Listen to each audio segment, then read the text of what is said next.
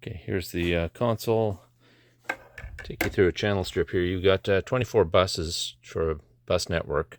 So those each go out 24 outputs at the back of the console. Every single channel has its own individual output, but the first 24 are part of a bus network. So anything can be routed to those 24, multiple channels, single channels, etc.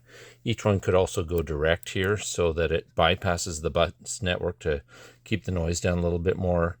If you bus to two different channels at once that are odd and even, you can pan between them. You get a balance that way. Dump lets you take a line signal and send it to another track or another bus network's output. You can turn a channel into a bus so that it becomes the bus for a bunch of other channels. There's a solo for the input here. There's also a selection. Well, once you get down here, you're into the input stage. So you're the mic line gain. So mic gain here, if you press that in, you're going to listen to a line level signal instead of a mic level signal coming in through the line input, which is normally the multi-track return. Your gain boosts your decibels from 30 to 65 instead of 15 to 35. There's a phantom power for every mic. A full EQ section. The upper band can be shelving, could be made a bell curve instead. The lower band has the same. The other ones are bell curves already. Sweepable frequency ranges and boost and cut of 15 dB. You can put the EQ in or out, and the EQ could be in the channel path or in the monitor path.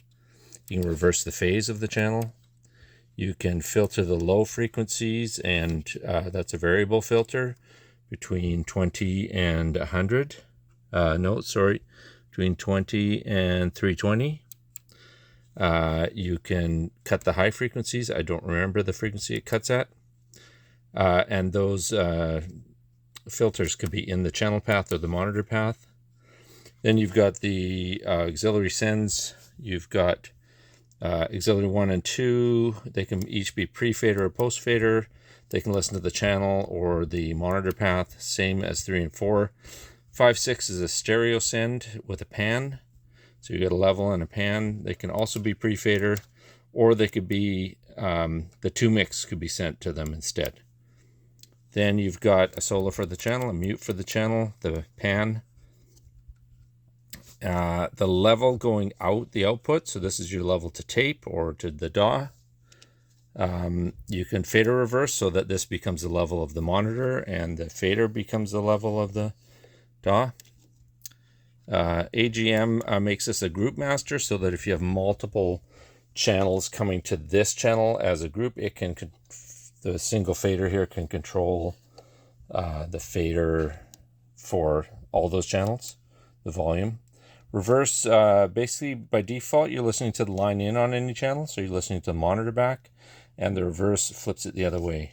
The peak lights, when you first power it up, they are on, they start flashing. Once it's warmed up, they all go off.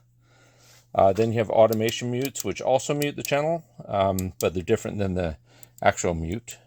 And then you've got automated faders, or not automated faders, but an automation system for volume with faders that would be programmed via the automation system, which includes a keypad, a computer that I don't have, and there's lights up there, and then the automation power supply. You need the automation fader turned up to use the automation if it was working. As you can see, when you move levels, these two are grouped together. I can't ungroup them because I don't know how to use the automation. Channel mutes, master volume. What do you got going over here? You got sends 1 and 2. They can each be muted. This is the returns of the sends. So once you send to send 1 and 2, that's your level there. Then you got 3 and 4, also can be muted.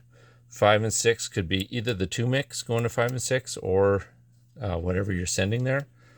And then you've got the return for 1, the return for 2, the return for 3, and the return for 4. And then send 5 and 6 is up here.